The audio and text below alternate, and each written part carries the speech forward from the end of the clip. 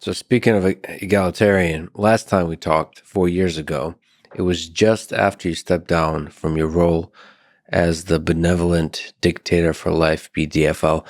Looking back, what are your insights and lessons you learned from that experience about Python developer community, about human nature, about human civilization, life itself? Oh my. I probably held on to the position too long. I remember being just extremely stressed for a long time, and it wasn't very clear to me what was causing the stress. And looking back, I should have sort of relinquished my central role as BDFL sooner. What were the pros and cons of the BDFL role? Like, what were you not relinquishing it? What are the benefits of that for the community? And what are the drawbacks? Well, the benefits for the community would be things like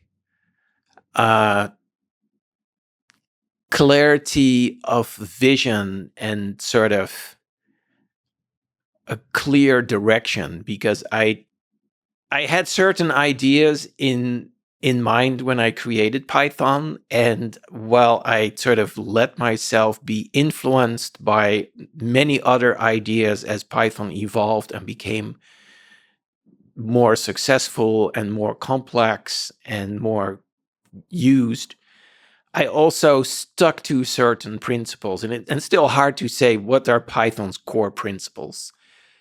But the fact that I was playing that role and sort of always very active grew the community in a certain way. It modeled to the community how to think about how to solve a certain problem. Well, that was a source of stress, but it was also beneficial to the community. It was a source of stress for me personally, but it was beneficial for the community because people sort of over time had learned how I was thinking and could predict how I would decide about a particular issue, and not always perfectly, of course, but there wasn't a lot of joking around like this year the Democrats are in power and we're doing these kind of things, and now the Republicans are in power and they roll all that back and do those kind of things. There is a clear, fairly straight path ahead.